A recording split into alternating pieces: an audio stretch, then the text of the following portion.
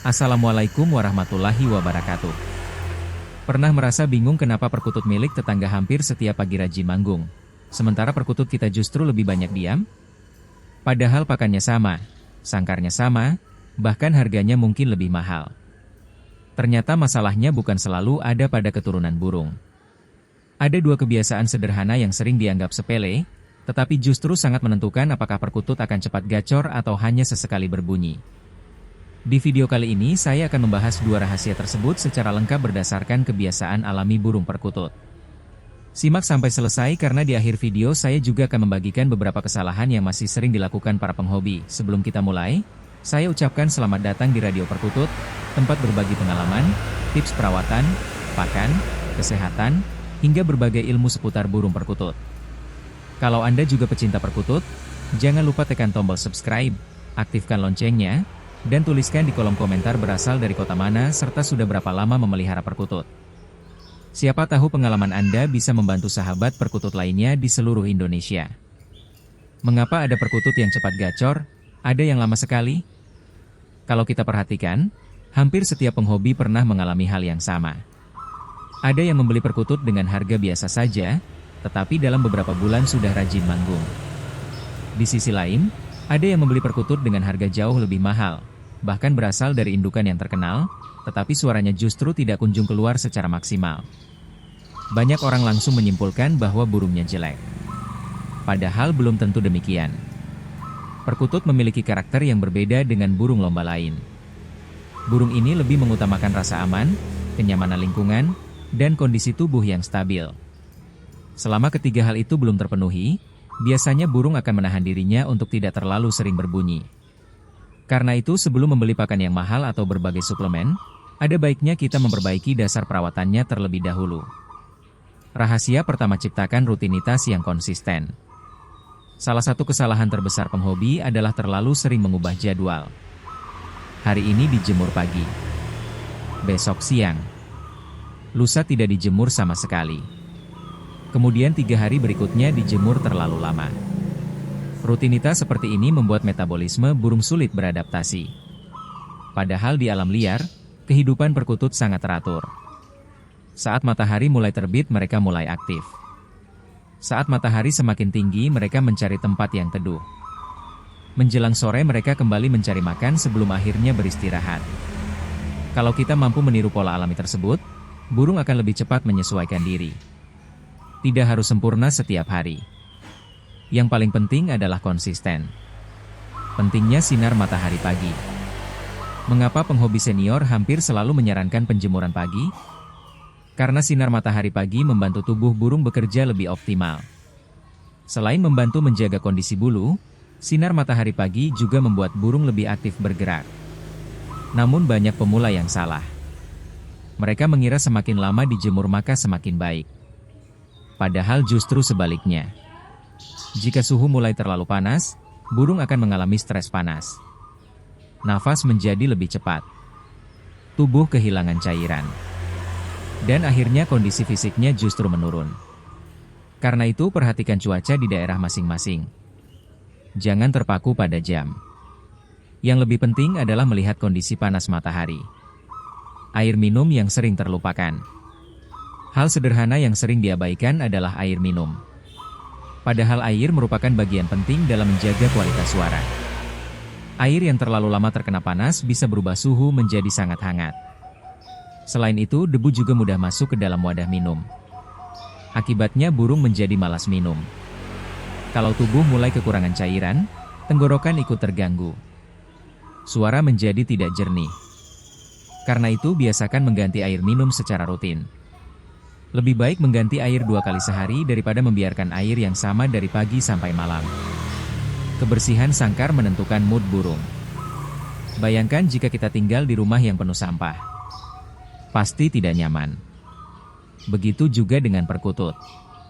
Sangkar yang kotor membuat burung sulit merasa tenang. Selain bau yang tidak sedap, kotoran yang menumpuk juga mengundang bakteri dan serangga kecil. Lama-kelamaan kesehatan burung ikut terganggu.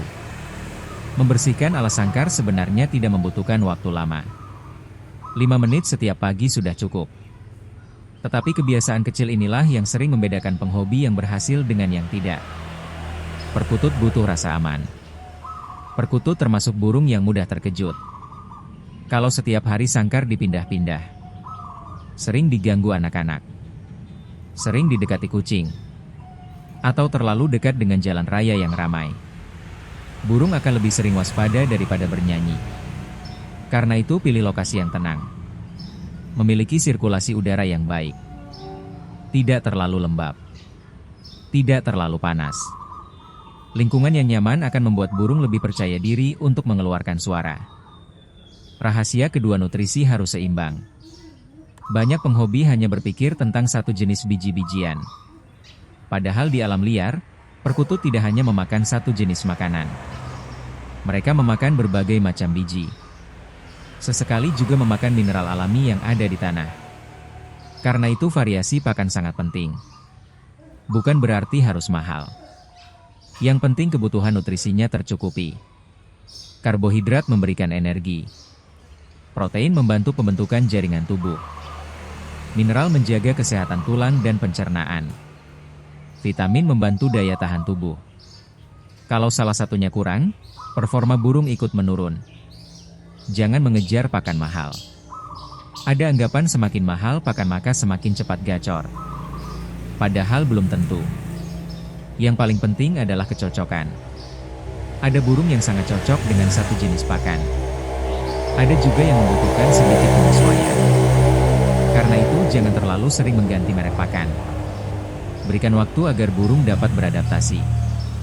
Mineral sama pentingnya. Seringkali penghobi hanya memperhatikan biji-bijian.